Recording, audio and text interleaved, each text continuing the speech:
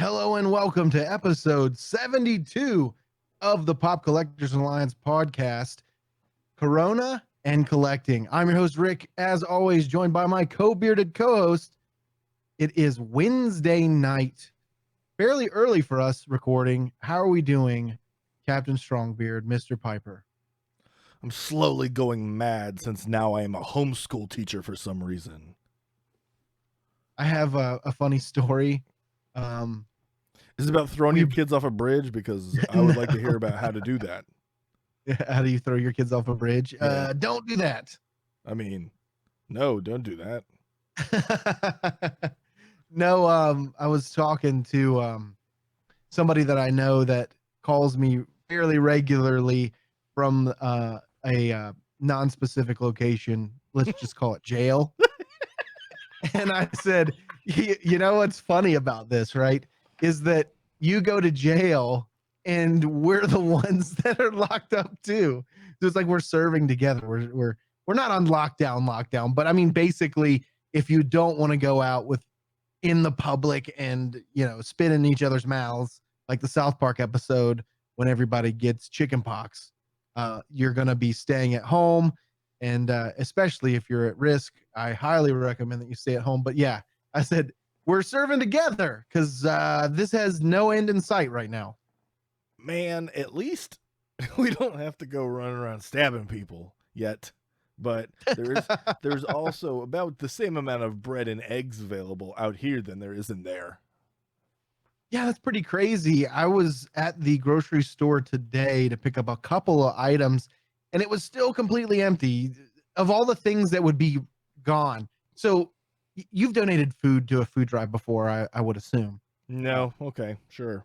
Okay, so let's just say you have. Let's pretend. Let's say you have a heart and it beats. Yeah. Uh-huh. I just gotta let you know there's ice water in these veins because I'm too cold. Oh, okay. No generosity, but they tell you not to donate ramen, right? It's the one thing. It has no nutritional value. But it's delicious. All of the ramen is gone. All of it is gone. It's like, I get it. It lasts a long time. But yeah, there's no ramen. There's no bread. There's no meats. Very little canned foods. But all the alcohol in the world's there. So, I mean, you can get sloshed and eat bologna for 3 months if you want. People aren't drinking? I did see. Okay, so I did see that, you know how they're like, oh, our governor was like, oh, don't go eat at restaurants. That's not allowed. So, like, you can't go eat out, but you can get delivery. I guess it was a big problem because I guess people drink too much when they're out. But now it is okay for these delivery services to deliver you beer. Did you know that? No, I did not. Is that only in the state of Texas or is that nationwide? I don't know. Our governor said something about it today. I guess I don't know why I'm saying it like I can't say his name. Greg Abbott was like, yeah, you could order beer now and they'll bring it to you. And I guess that's okay. But so you can call up BJ's and be like, hey, BJ's, I need you to deliver me one of them ginormical, delicious pizzas that you got there. And then also, I need like 15 hard root beers. And they'll do it, I guess. Well, maybe not 15, but they will bring them to you. I need 37 hard root beers. I need to forget about this next coming weeks. I need to immunize my blood. If it's 20% alcohol, you can't contract anything. There you go. You also can't be alive. Yes, that is true as well.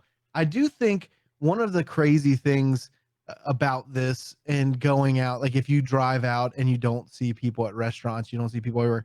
Traffic was still bad today. I mean, it was 5 o'clock. I was out driving back home and traffic was still bad. I guess I assumed that a lot of people were working from home, but I was surprised. The roads were full and the grocery stores were full of people filling up their carts still. It's like, come on. I mean, we can kind of weather this storm. You don't need to stock up on stuff right now. You know, I went shopping today. I went grocery shopping today too. And when my daughter and I were there, it just kind of felt like the number of people there was like the number of people there that are on any Wednesday afternoon at HEB or your local grocery store, wherever it may be. So that part didn't feel weird. What felt weird was there was absolutely nothing for me to buy. Like that's the kicker. I've been on a hunt for eggs for like 4 days. I can't find eggs anywhere. I went to Tractor Supply today and I was so close to buying myself a chicken so that I can get eggs. Like I'm trying to think into the future. Like You can just have a chicken. I was gonna say something similar, like I'm gonna get a horse, so I can be like that movie with Kevin Costner, The Postman, when you it goes can't all eat the horse though. post-apocalyptic. Oh, you can eat a horse, Well, you're believe not me. supposed to. People all across Europe eat horses. That is because there is rules in their country on what drugs they can shoot inside of their horse muscle. In the US, FDA is just like pump whatever you want to in there. We don't care. Make a big old giant monster horse. You can't eat it. Like it's not edible because of all the hormones and nasty stuff. But I wouldn't eat a horse because horses are just not food things, they're work things. You don't eat your car. All right. Well, that's what we can do. We can turn this into a business. We What, can deliver horse beer meat? by horseback. Oh, okay. No, I wanted a chicken so that I could have something to produce me chicken eggs, and they had ducks, and I think they had a couple of chickens, but Tractor Supply had like an abundance of ducks, and I wanted one so bad, only because I wanted to like rub it on my face because it looked so soft. Oh my gosh. You're talking about the little baby things that they have in those big steel like Yeah. bathtub. Yeah, because it's getting close to Easter. So they load up on that so like tons of people can buy these and then give them to these kids to touch and then squish. And then afterwards, they just like throw them in the river when they're done with them, which is sad. It is, though. We're totally getting off on a crazy tangent here, but my wife and I have a friend that she moved now, but she used to do this dog rescue event here. I think I've told you about it before. Yeah. So all these different shelters and rehab centers and stuff like that come together, and then they have tons of dogs for adoption. Well, there's a rooster rehab center that's pretty close to me. And what happens is people will buy chickens for Easter, right? And they'll give them to people as gifts, and then these people will keep them until they figure out that it's a male chicken, and nobody wants male chickens. And if you do want a male chicken, you don't need more than one. You just need one boy and lots of ladies, and that's how you get the eggs. So what people will do is when they figured it was a male, they just basically like let it loose in the country. So you have like feral chickens running around attacking raccoons and stuff. So this company comes in and they take all these roosters and they rehab them so they're not like murderous fiends, and then they like give them to people. So that's just, if you're buying people chickens for Easter, don't do that. Buy them a stuffed chicken or a picture of a chicken, maybe like a postcard. Don't do that. Don't kill that chicken. And just hear an advertisement on public access television. It goes, "Oh, you found out you got a rooster? It got you frown. We'll turn that upside down. Come on down here to the rooster rehab and get that cock fixed." I was hoping that you were going to come back with something like come down to Marty's Meat Market and not the Rooster Rehab Center to get your I was going to say Tricky Dick's Rooster Rehab, get your cock fixed. Oh, dude, I think we found a new business. Is that our new business model? Forget this podcast. Triple Pickens and Rooster Dick Fixins. Yeah, get it. Turn that frown upside down. Yeah, I've never heard anything like that. I know that I have similar stories where people have done that, bought those things, and literally my cousin's like holding it upside down and it's dead. I'm like, "Oh, what's wrong with the chicken, Grandma?" And you know what I mean? It's very crazy because some kids are gentle with things, other kids aren't. I wouldn't mind having a couple of goats and chickens. I have like a little over an acre yard. You've got the land for that. Yeah, I was saying, just throw them in the backyard. I don't have to cut my grass or pay anyone to do it, and then just let the goats go. You know what I mean? I would love to have goats, man, especially baby goats. They're freaking awesome. Dude, but you get like 3 goats and you get an ag exemption. Save a little bit of money on your taxes right there. There you go. That's what I need. The most country thing I've ever said. Get yourself an ag exemption, boy. I didn't even mean it that way. I was literally just saying because like my dad's always talking about how he's gonna get goats so he can get the tax break or whatever, and for some reason it just came out as the most country thing I've ever said. Hey, that's okay. And enough of the farm talk and the beer delivery talk. This is the Pop Collectors Alliance, and anytime you listen to the Pop Collectors Alliance, you are entering the no flip zone. Wrong button. That was the very wrong button. That's the laughter button. But yes, this episode, as everyone knows, we are in a corona quarantine, for lack of better words. And what does this mean for collecting? And I want to start this out, and we'll go through this very slowly. But if you didn't know, today Funko actually sent an email out to all of their shareholders, maybe even everybody that subscribes to anything Funko. And I'm going to pull this up, but it's pretty incredible to see what this does to an overall collecting market, because we live in crazy time right now. So Funko corporate announcement, their company statement for COVID-19, and then I'll start paragraph by paragraph and we'll sort of recap. Across the globe, individuals, families, communities, and businesses are adjusting to our new reality in the light of the COVID-19 pandemic. The safety and well-being of our team, customers, and fans are our top priority, and Funko is taking significant steps to protect them. Funko employees that can work from home will have been asked to do so, and our retail locations in Everett and Hollywood will remain closed until at least March 28th. We're reaching out to update our partners on how Funko is approaching the situation by putting safeguards in place to minimize disruption to fulfillment and business needs. While we understand that toys and games can be considered non-essential items in the essence of helping families pass the time, immersive games like Funkoverse can also be helpful sources of in-home family entertainment. Our social team will also continue to engage with fans in unique and spirited ways by encouraging digital connection in these uncertain times using the hashtag Funko family. So this is one of the crazy things here, is that basically they're saying, hey, they are recognizing what this means, because at a time like this, and I'm going to go and say something. I'll let you come back at me on this, but I would say adversely, there are some people that are going to lose sales because collectibles and toys and items are considered non-essential. But let's say, for example, the people that are working from home that cannot go into work and you have to do something all day. I would bet you that there are certain sales that will tick up. I bet you there's people on eBay right now. I know it's uncertain times, but I think to counter that, I don't think it's going to be as hurt as bad as they think it will. Definitely a dip, but not as significant as what they're alluding to in this message.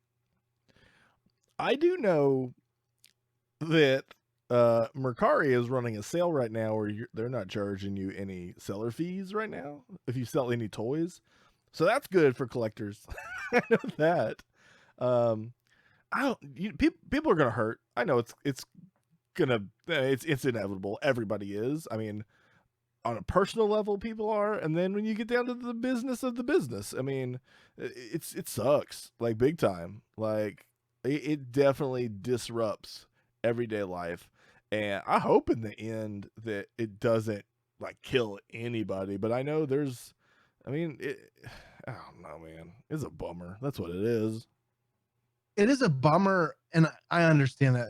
And we don't fully know the extent of what's going to happen. We don't know what's going to happen when it gets warm outside, how the virus is going to react to that.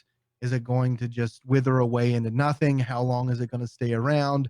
What can happen? Because, I mean, there's so many unanswered questions in this line. And I say, as collectors, and as what this episode is about, is how do you approach the situation? How do you look at it and say, hey, am I going to tone things back? Because Emerald City Comic Con was right in the middle of this. And it moved. And what does that mean, Funko round two? Are we going to get 2 rounds of Emerald City Comic Con exclusives? Could they turn them that fast? Because in reality, all they would need to do is look at upcoming releases and just throw an Emerald City Comic Con sticker on it and say, oh, this is a Emerald City Comic Con exclusive. So I think there's a lot of questions to be answered, but I do, in my personal opinion, as of right now in the projections, I don't think it's going to necessarily hurt sales as significant as they think for online purchases. Now, for retailers and small businesses, yes.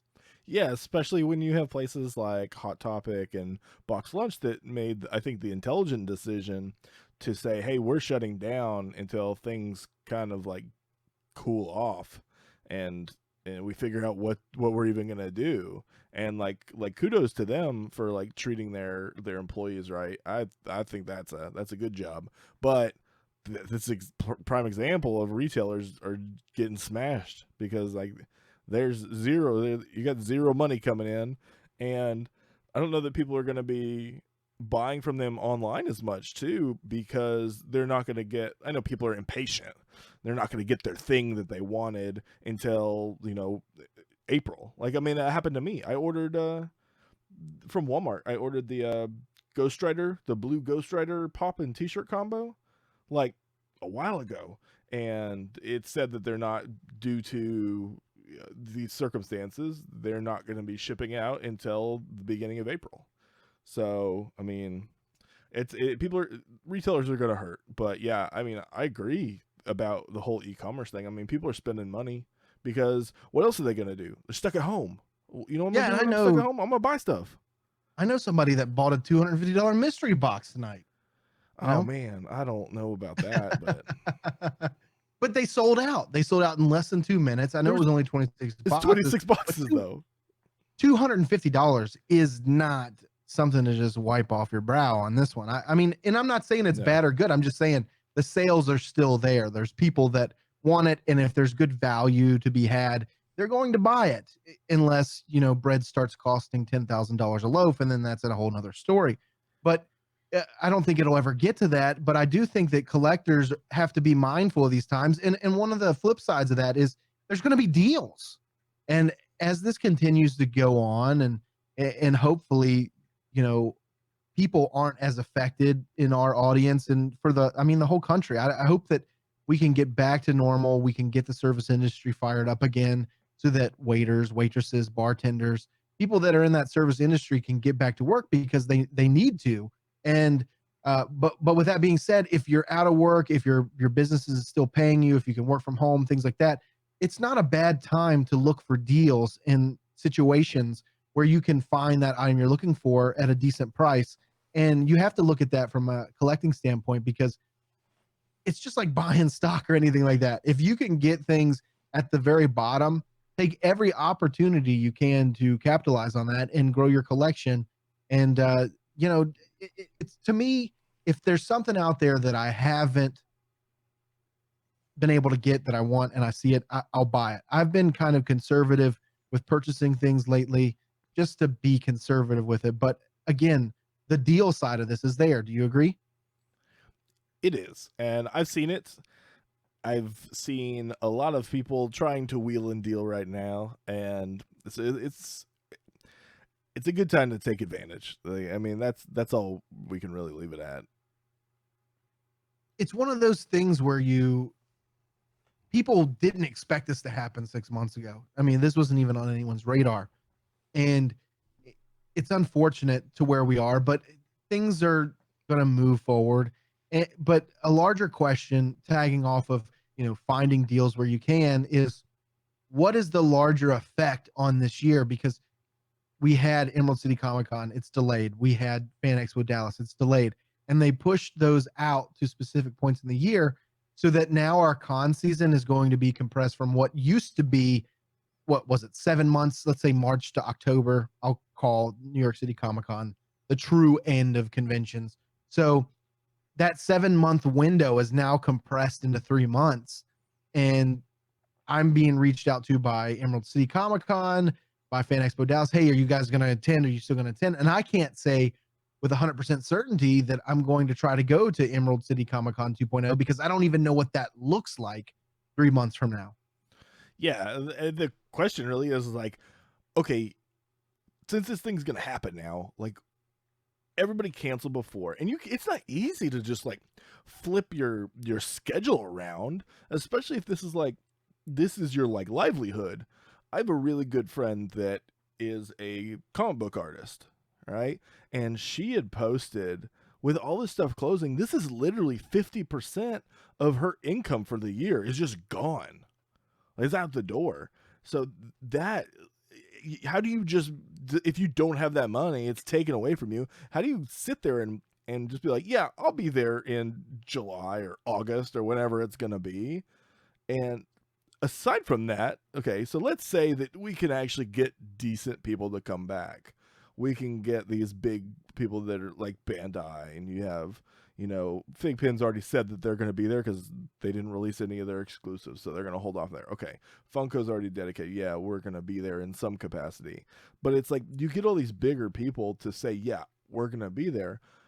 Then you have to look at the crowd. Is the crowd even going to be there? Maybe it is a good idea to go because it'll be easier to get these exclusives because nobody could afford to just up and leave in summer to go to this convention because they had already planned to do it in, spring break, and they can't refund their tickets because American Airlines is a bunch of jerks, and I'm mad at them. But they also, yeah, you're exactly right. You have to now, a lot of people that go to Emerald City Comic Con also go to San Diego Comic Con, West Coast, both of them, not too far away, geographically located fairly close to each other. They have to decide. It's almost like they have to decide, am I going to go to San Diego Comic Con or am I going to go to Emerald City? And I would say that 9 times out of 10, that answer is San Diego. So what crowd are you attracting to it? What can you reasonably turn around to make it so that people will be there? I think Funko has a presence at this Emerald City Comic Con 2.0. I don't know what that presence is going to be, but also you have to think about how quickly they could turn items into exclusives within that time frame. And what do they even look like? I mean, their stock, talk about Funko a little bit here. Ooh. Their stock right now is getting hammered. And that's probably true to everyone in this marketplace now, is that people see this as something that's frivolous and not in times like these. Are they interested in purchasing them? So I think it was down to $4 today. I didn't know if it dipped below, but I know it was. At closing, it was $3.86, I believe. Yeah. But yeah, everybody is hurting. Even some really big companies like Groupon. I think Groupon's stock right now is like 60 cents a share. So there are people that are kind of like, yesterday there was a bump in a lot of stock prices, and then they fell off again today. But there are some people that are making some money, like I don't even remember now. Like Blue Apron. Okay, so Blue Apron is. I know WWE stocks went up like 8% today.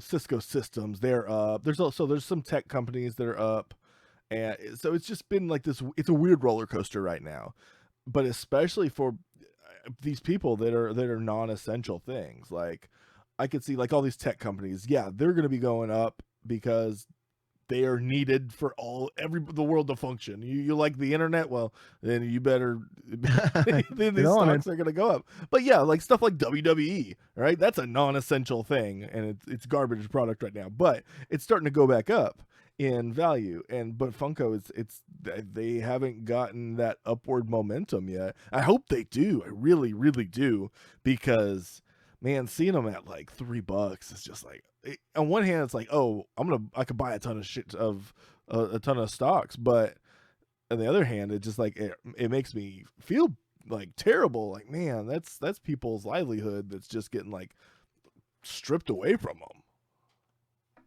Yeah, I would say that. And even as a collector, if you want to invest right now, it's a great time.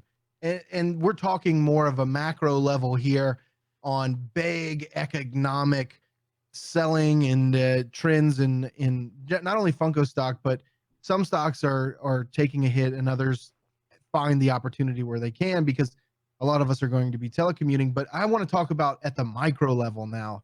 And you talked about it a little bit before with your friend, artists, people like that depend on smaller shows to make a large portion of their income. We had somebody in the chat, Scott.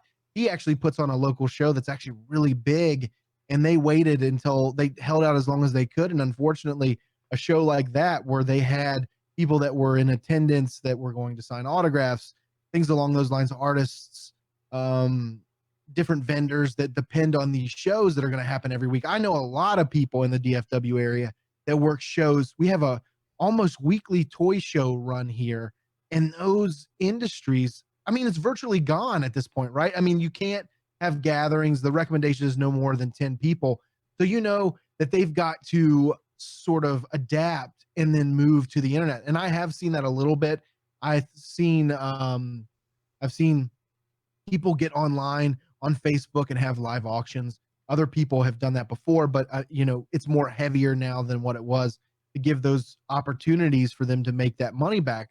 Because we're talking about people that's their livelihood. I know your friend's 50% of their income, but some people that's 100% of their income. Yeah, and she was saying not just this show, but like all this string of shows that have been canceled. They just, man, I just can't even imagine that. I mean, I'm lucky that this is not that something like that is not where all of our money comes from. Otherwise, I mean, even us, we wouldn't be able to continue doing this. Luckily we have patrons and the other avenues that selling merch and stuff like that online that really allow us to keep doing this. Because if everything came from being able to go to those shows like that, even like local shows, we would be screwed. Yeah, and I think Caleb said it too in the chat. He was mentioning Madness Comics. That's a business that I frequent here in the local area. Those comic book shops, they're going to be hit. And you have to realize that there comes a point as a collector where you have to decide, what do I do with this? Is it time to pause? Is it time to take a break? Sort of prioritizing how you purchase this or that. No, And it's time to spend $250 on a mystery box. You made that very clear today. But yeah, but you made that wasn't a bad deal. You're going to get value in it. The only thing that I worry about is our next topic. What is the long-term effect on collectibles? Because if you look back in history, and let's say 2001, September 11th, you have recessions in the 80s. Typically, industry, when they come back from these big, significant dips at the macro level, you see a slow trend and climb to get back to where we were. Now, overall, for a company like Funko, this is a storm that just, it was a nightmare. They had a terrible fourth quarter. They just missed sales marks, and now this happens. I mean, immediately after that, FigPin, somebody who's starting up, this happens. How do you think the collectibles market will recover after this COVID-19 has passed? Well, I know from what I've been reading, there's a lot of market analysts and stuff like that that were saying that there was going to be a 15% overall drop before there will be an increase, but they're expecting to see a large increase after that 15% drop. And you could take that down to the smaller level where I think that with these collectibles companies, whether we're talking about stocks, whether we're just talking about sales, whether we're talking about value of things, it will come back. It always does, but it just depends on what form or fashion. It could be that, Funko starts to slow down. Like we've been asking and begging, slow down, don't put so many things out. Maybe it ends up, this is the external factor that causes them to do what we've been asking for them to do. And in turn, better products are going to come out because there's going to be fewer of them. Maybe the value of those things goes up, or maybe it's just people are like, oh, I feel safe again in this warm, cuddly blanket of whatever, and now I'm going to go spend some more money and I'm going to buy stuff, and then everything's going to go back to normal business as usual. I'm not one to say that. I don't know, but I think that the chance of everything getting better is very high, and I'm not too worried. Worst case scenario, I get to buy all the Freddy Funkos I want for way cheaper. There you go. I can get me a Freddy He-Man and Skeletor without having to get a second mortgage. There you go. I agree with you on a lot of it. It has to get better. I get that, but more along the lines of what I was thinking is how quickly does it get better? If let's say May gets here and everything's gone, do you think we're back to normal by the end of this year, or do you think it lasts through next year? The lingering effects of what this does to us. Me personally, I think that if we can weather this storm, we come out reasonably fair, and we're not on lockdown until the end of August. and we get out of it, let's say May, June timeframe, I think that we're poised through the summer and through the end of the year to rebound and come back, because the first thing that people want to do after being locked indoors for 3 months is go out and enjoy themselves. I know that maybe sports and those industries may not bounce back 100% because they don't want to be in those huge, large crowds of people, but along the lines of going to restaurants and things along the lines of those things along the lines of those things, whatever. Uh, they'll bounce back relatively quickly, in my opinion. I think there'll be a surge, but I'm guessing maybe by like November ish, we can maybe see everything kind of getting back to normal from what we would call normal.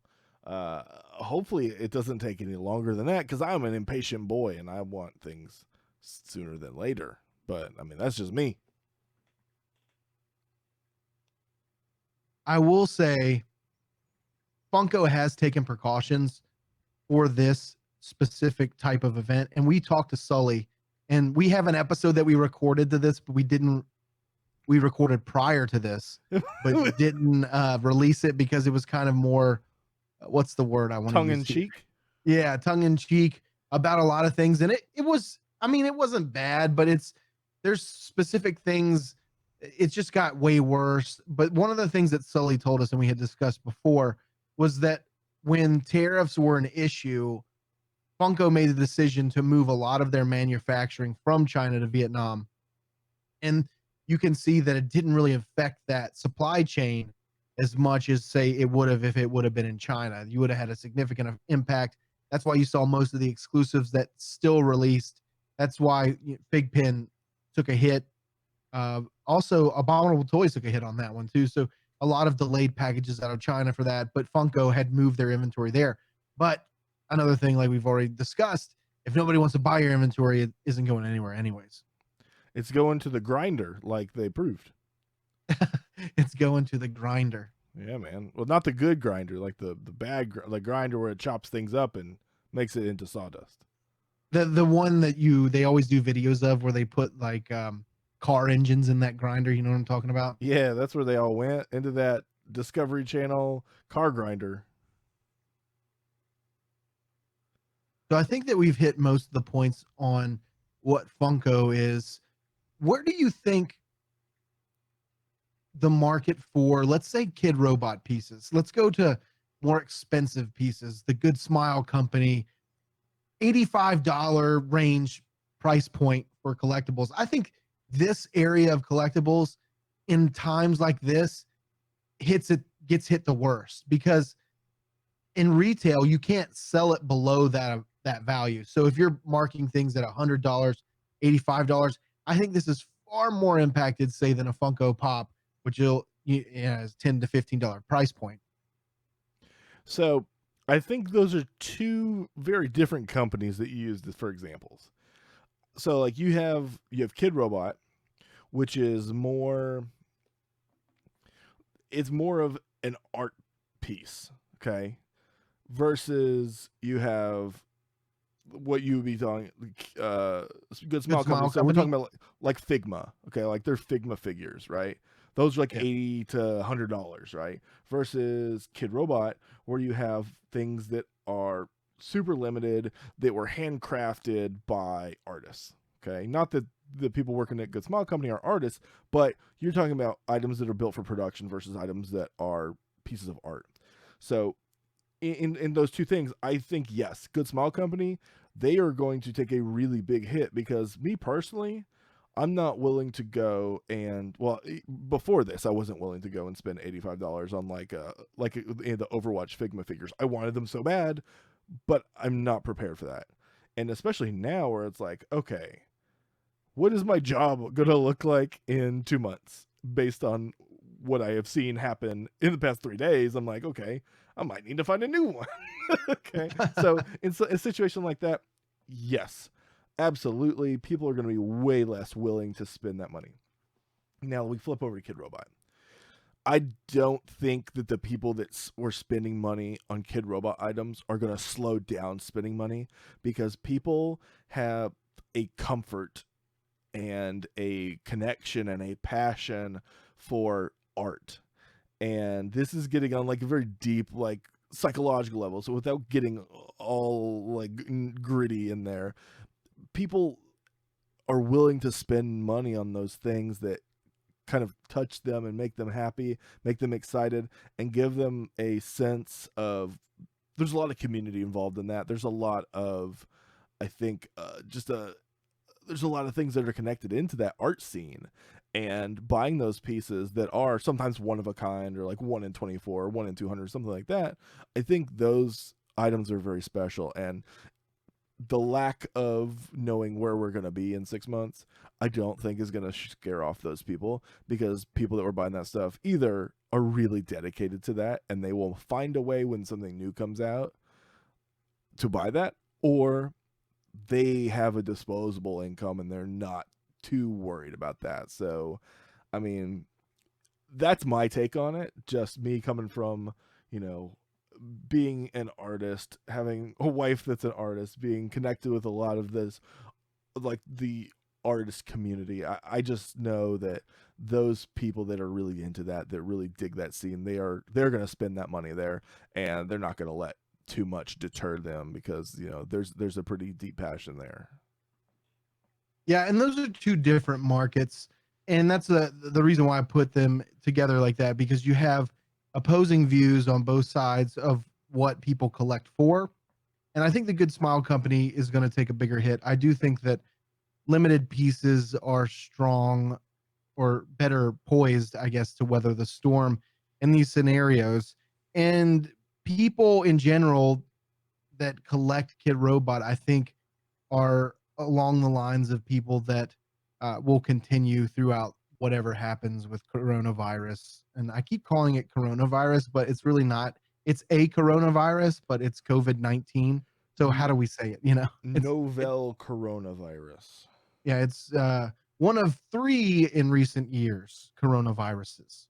But the thing is, when I'm trying to switch gears here, when you have these more expensive pieces, one of the things that you do see in these times as well, not only from a retail standpoint, but also collectors, you do see people getting scared, unloading a lot of pieces in this time. My advice to people is that if you don't have to, I wouldn't freak out about it, because one thing is for certain, in times like this, people are going to, like we've already said earlier in the episode, capitalize on these scared times. Because these, I was on eBay the other day. I get a message on eBay. I'm selling something on eBay, sports card. And the guy's like, I'll give you $300 less than what it's worth, because he said the coronavirus is out there. And I said, He's trying to scare no, you, thank man. you. Yeah, he's trying to, and people will capitalize on that. And also, there are people that are afraid. If you do not need to get rid of any collectibles at this point, you can salvage money in other places, or you're working from home. I would highly recommend that you hold on to what you have and not sell them for rock bottom prices. If you have to, I understand. But again, it's times like these where there are people out there that will be willing to part ways with maybe entire collections for pennies on the dollar. Give me them pennies. Only if they're buffalo pennies. I want them buffalo nickels. Mm-hmm. Give them to me. Give They're them made to of me. wood, right? Yep. They made of wood. Like George Washington's teeth. Could you imagine wooden teeth? That would be terrible. I imagine they would probably get very stinky, because wood is very porous and it would absorb all of the bacteria that you have in your dirty face hole. Yes. And very grossy. One thing I wanted to ask you, how do you think,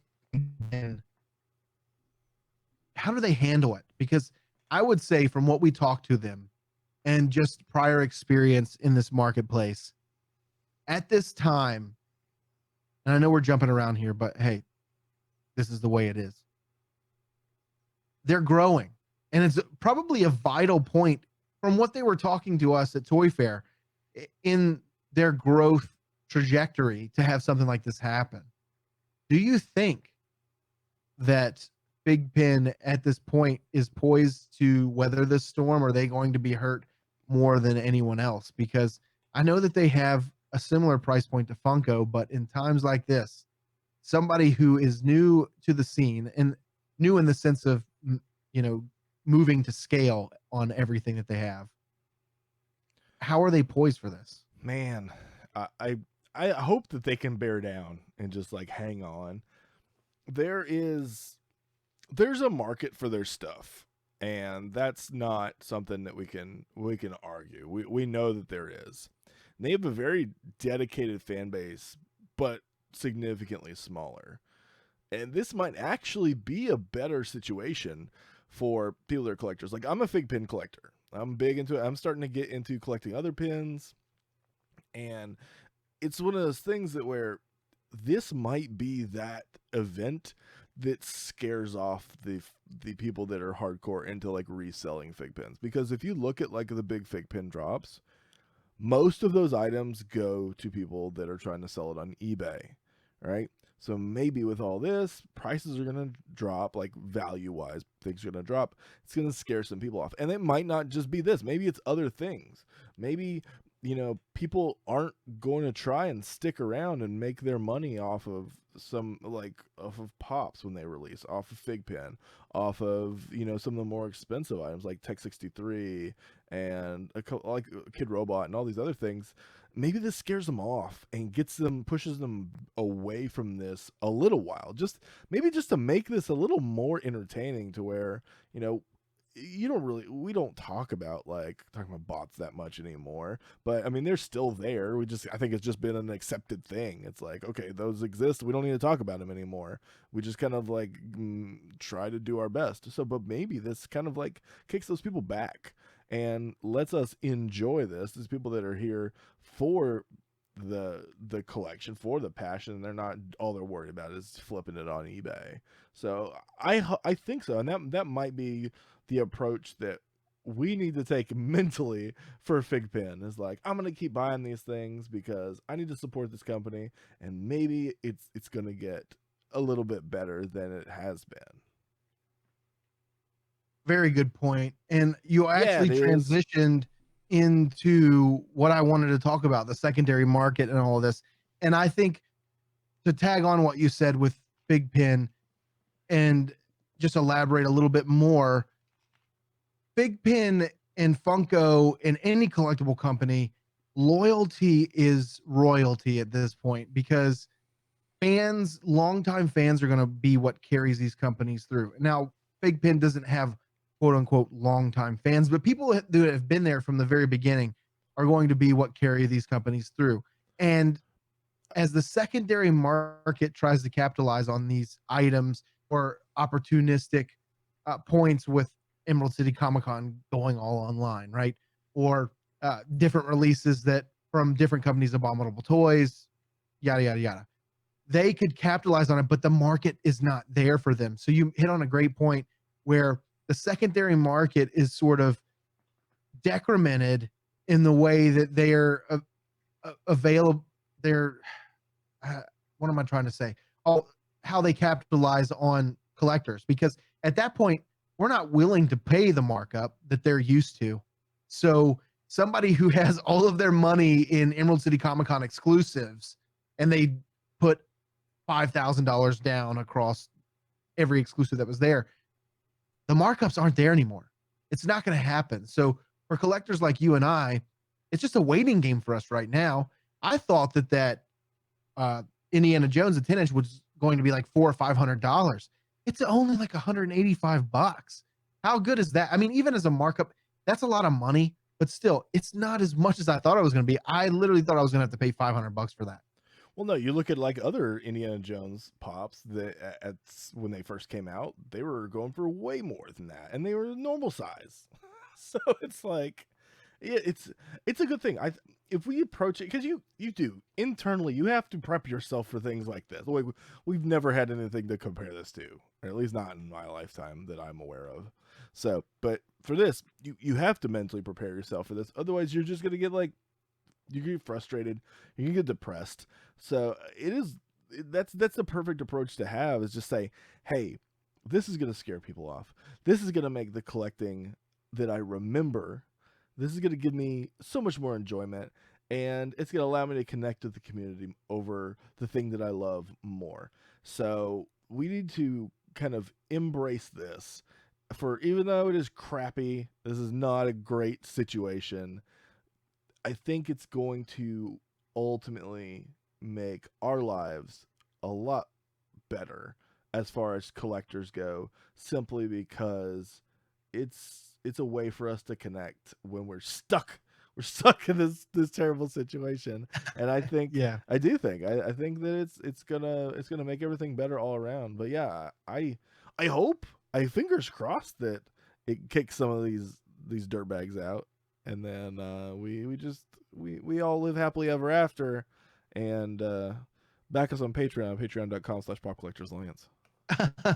There's the little ad that in there. I think you're exactly right. Again, this is the strongest point, and this is how we end on this note, is that community is key in times of pure whatever insanity that's going on right now. Lean on your friends, lean on the relationships that we built. We have a great Discord. It's been awesome. And still, just to hear everybody say good morning every day, to wake up to some positive attitude, great vibes, talking about stuff, talking about collecting, showing pickups. It's that sense of community that for collectors is amazing. And I think that we have the best community out there.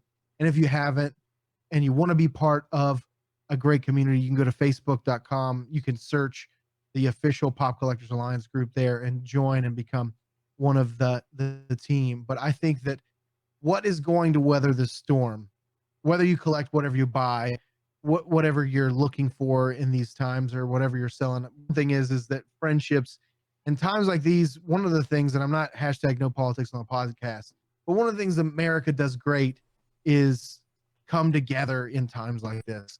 And I think that this is one of those times, and I've seen a lot of great stories. There's a lot of great stories out there. There's restaurants that are opening for kids to have free meals.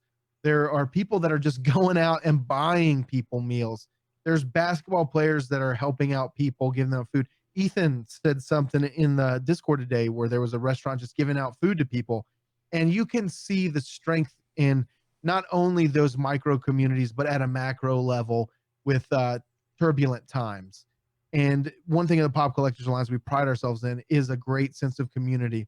So, and I'm just to plead to our audience, if you need to talk, if you need to message me direct. Hell, I'm going to be home for 6 months anyways, it feels like. So I'm more than willing to talk. If anybody needs help or reach out, just somebody to talk to, just a positive conversation altogether, feel free to reach out to me personally.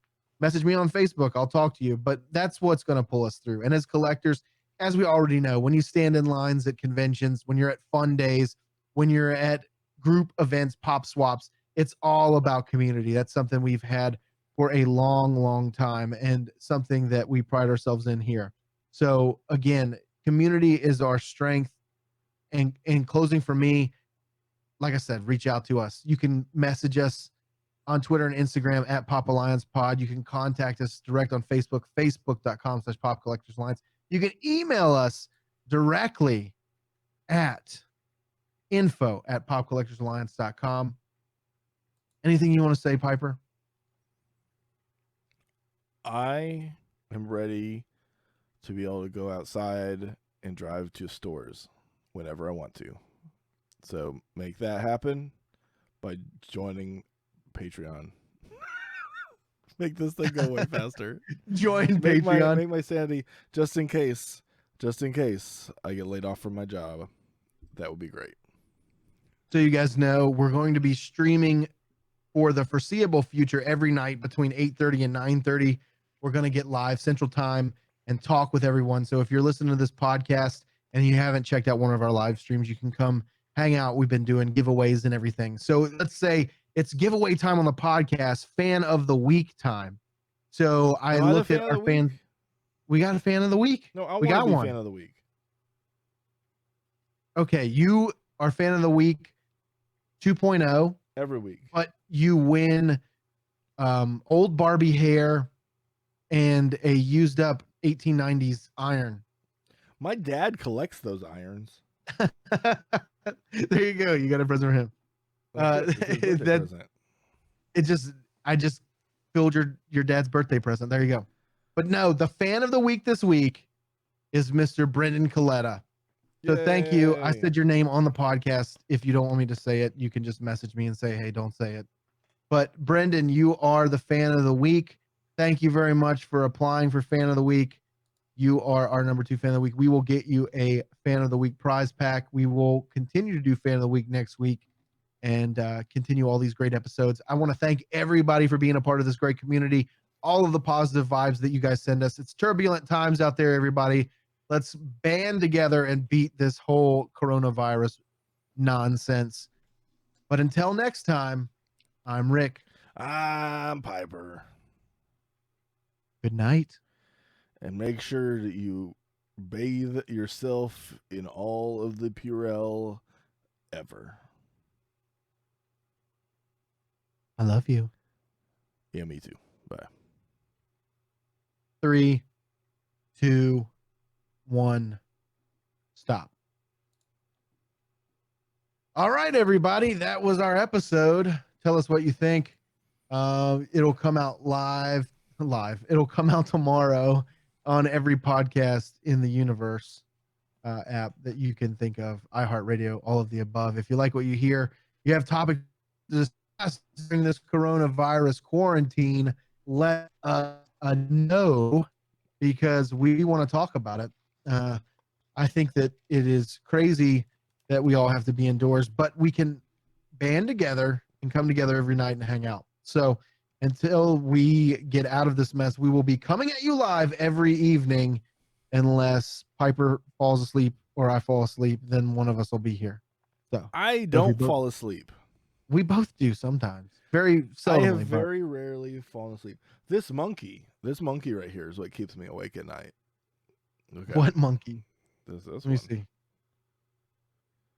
See it? It's like oh my gosh! It's like an 8-bit. What is that? Is that for the Rampage? Yeah, it's on the Rampage. I have them all sitting on my desk. Look, they keep me company when we podcast. See? Oh, those are the ones that are like up against, like down by your key in front of your keyboard and stuff, right? Yep. I'm gonna just do this for 30 minutes. Yeah. Just do that slowly and then make them walk down the steps. We got a good video about a Farouk Toyota. Farouk Toyota. You guys don't know about it yet. It's out in front. It's out in front. You'll know about it once that video. You think I should do that? You think I should work on that right now? Oh, work on it when you have time. When do I have time? This is the only time I have time. I'm homeschool dad right now. Classes start at 10:30 in the morning. I want to tell you that's the truth because that's about the time I wake up. I think that's the truth for all of us in this scenario. If you don't have child, you need to be not talking to me right now. Today's lesson: how to cook instant macaroni and cheese in the microwave. No, I don't eat that garbage. I did teach her to make rice, like how to make like real like legit like jasmine rice. She didn't want any part of that at all. She was like, "Is that all? Can I go now?" Can I go? Yes, you can go. You jerk! Get away from me. Well, you taught her how to almost make a fire. Oh well, she was making a fire on her own. There you go, a little pyromaniac. Raw. I think we got one of those little fire pits, those like $60 ones you buy at Lowe's, the metal ones. I think I want to do s'mores. My kid said, let's build a fire, so I'll do that tomorrow. It's supposed to storm here tonight like crazy. That's the best time to have a fire is in the storm when the wind is like whipping around. Yeah. And then the fire, like it just comes on your pants. And then the fire comes on your pants. Well, it comes on like it swims on. It overruns your pants. There you go.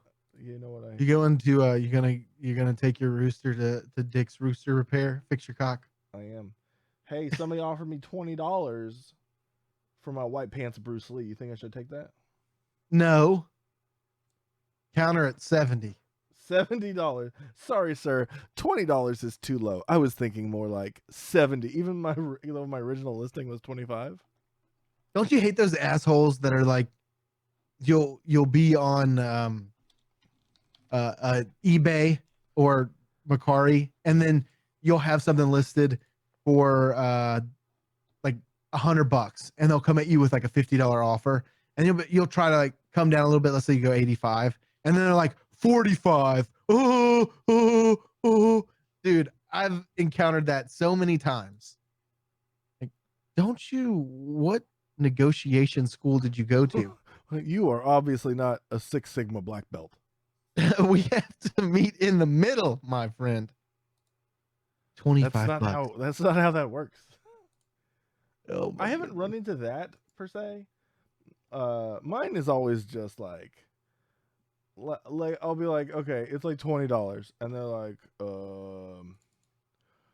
what about 10? And I'm like, no, it'll be like 20, right? And they'll be like, what about like 17? And I'm like, what? How about you just pay me the 20? It's like $3. Like, is that big of a difference? I think those are the worst people. I think the people that don't know how to negotiate. So if you're gonna, let's say you have, like you said, something, let's say it's a little higher. Let's say it's $100. Yeah. And they come at you and they're like $98, and you're like 100, and they're like, no, and they walk away. That's like over $2. $2. Come on, $2. It's one thing they're trying, like, that's like flea market tactics. Flea market tactics don't work when you're talking about high dollar items. Like, you gotta learn how to do like what's my show? Where they're hunting in people's garages for like old rusty signs and bottles of gasoline and stuff. Triple Pickens, Triple Pickens. That's us. But the antique guys, I know who you're talking about. Yeah, it's like American Pickers. There you go. I love that show. I want to be those guys. So, but they'll be in there and they'll be like, "I'll give you $10,000 for this," and then the people are like, how about 8,000?" And then he'll be like, "All right, 9,000." And then they're like, "Okay, that's a good." And then they handshake over like a piece of metal, and I'm like, "Man, that's amazing. Wish I could sell a piece of metal for $9,000." Or just like $100 even. That would be a great situation for me. But that's not what happens. What happens is I'm like, hey, I got this big boy Hollywood Funko exclusive, $150. And they're like, how about I give you 7? I'm like, hey, how about I go smash my head in the door? And they're like, okay, go do that. And I'm like, thanks. That's my experience on Mercari. That's your experience. I want to be those people. My favorite show back in the day, or like selling pieces of metal for $1,000. Selling pieces of metal. I want to be those people. What's that Antique Roadshow, man? I want to be those people that are like, oh, here, I found this here paper in my garage. It was actually in the wall. My house was built in 1847. Well, the guy's like, wow. Well, sir, this is actually Hitler's will, and it's valued at $17 million. And then that's when you start crying, and you just fall on the floor and die from a stroke because you are a 97-year-old man from Tennessee, it seems. For some reason, Hitler was in Tennessee. That's what I was going. Hitler was in Tennessee. Dude, I don't know. I love Antiques Roadshow, but I only like to watch like on YouTube, they have like compilations of like people that are like going to die because of the thing that they have is so expensive, and a lot of them are like old ladies crying because like it is like something knit or something like a desk or something. But there was a lady, this is actually very interesting, there's a lady that had a hymnal, right, like a sing-song book from church. A sing-song book? Yeah, one of their sing-song books. You can see how often one of their Jesus sing-song books. You bring your Jesus sing-song book today? Okay, so she had a Jesus sing-song book that like was given to her by her like grandma, right? Yeah. And it's from Germany. And what happened, I guess during the war, so Hitler... What happened was Hitler went in and they destroyed all of these... like all these books, right? And some of them where they went to churches and they took these hymnals and burned them. And this was like one of the last surviving like hymnals from like between a certain period of time. There's no German hymnals. And this is one of the only that survived that, this girl's mother was able to escape she escaped from Germany and went to like Poland or something like that, and then came over to the U.S.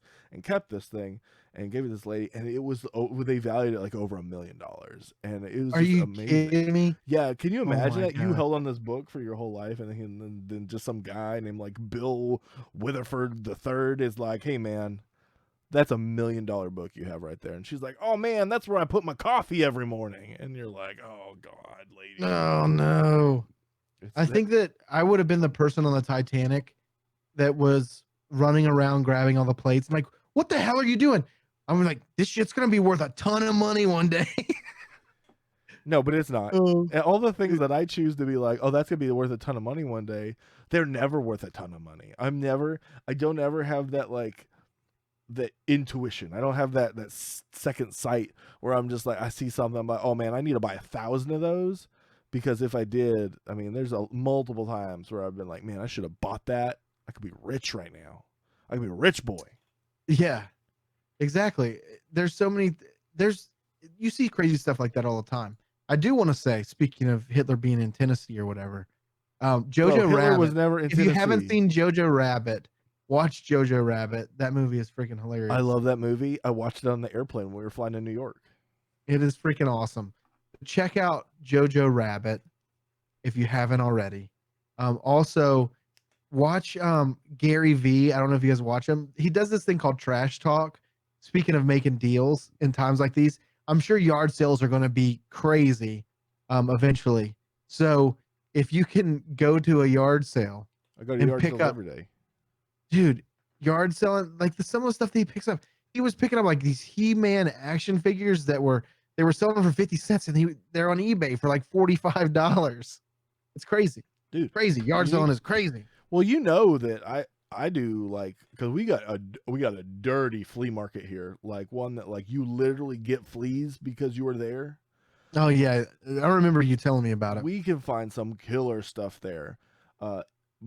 I've also had really good luck at the one in Grand Prairie, the Trader's Village.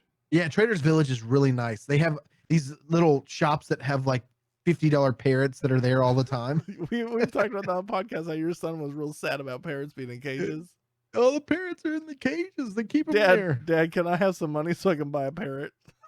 Yeah. Here's the parrot shop, and right next door to it is the 1980s steering wheels from all the Chevrolet cars. Only Chevrolets. It's called Roundy Chevy Thingies. Rick's Rounders. There you go. We've struck it rich there with my I know I told you before my Flintstones Surprise at Dino Peak story. Oh yeah, you told me that. Yeah, I mean, and also, dude, there's sometimes I was watching things where he was buying like retro video games. He's like, you can't find it anymore. We've talked about this before because retro games are coming on right now, but still, there was he found a couple of just like old Game Boy games worth lots of money. I found that's what I'm talking about. I found a game that we sold for $1,000. I sold a Nintendo game for $1,000. We paid $5 for it. Oh, that's the one you were just talking about. Yes, Flintstones, man. Who would have thunk? It's always the weirdest games are always worth the most because nobody played them. You know what I mean? And then nobody bought them. That's kind of like the Nintendo rule. Like when you're like hunting for Nintendo games, if you don't know what it is, you have never seen it before, like in person, and it's something really obscure, and it's not sports, and it's not something stupid like marlin fishing, buy it because it's usually you're gonna be able to, yeah. There's a couple like there's a game called Blue Marlin that's garbage, but anyway, there's a bunch of like any game like that like if it looks real weird and looks like it was probably a garbage game, buy it, especially if it has a box with it. Then double buy it because some of those are just like worth bank. If you can find yourself a Nintendo World Championship like Gold Edition, it's like $10,000, and there's some floating around. Hey, I was at this yard sale and I found this game. It's called Tonic the Porcupine. Tonic, yeah, that's a buy. Sonic the Hedgehog. It's Tonic the Porcupine. It was made on Sega Genesis 32X, and it has one level. It's Sega Genesis. Yeah, Genesis. All right, guys. I think that's a good wrap up for us. Point right there. It's 11:05 in the PMs. Yeah, man. We got business to do now. I got a video to edit. Got a video to edit. I got a podcast to edit. It will be released tomorrow afternoon-ish, early evening. So if you've already listened to it, hey, you don't have to listen to it again. But if you want to hear Yes, an they ugly do. face, They need to at least download it. yeah, at least download it. I think most of you guys are subscribed, so it will download as long as you've listened to one of the last 3 episodes. But if you haven't already, I'd like to remind you as we close out this evening, please rate and review the podcast. Go to your Apple device. Do I have to, next time I see everybody in here, if you haven't rated and reviewed the podcast, I'm going to take your phone from you the next time I see you, and I'm going to go on the Apple Podcast app, search for Pop Collectors Alliance, scroll half the page, and hit the 5 stars. Anything less, and you hate our guts. But seriously, we need to get to like 200 reviews. We're so So close. help us out, guys. Help us out. And on that note, I want to say good night. And thank you for being with us. And we'll see you tomorrow night. I put a mask on Jon Snow. Look at that. Okay. Oh, very nice. That's in. We're done. Bye, guys. We love you.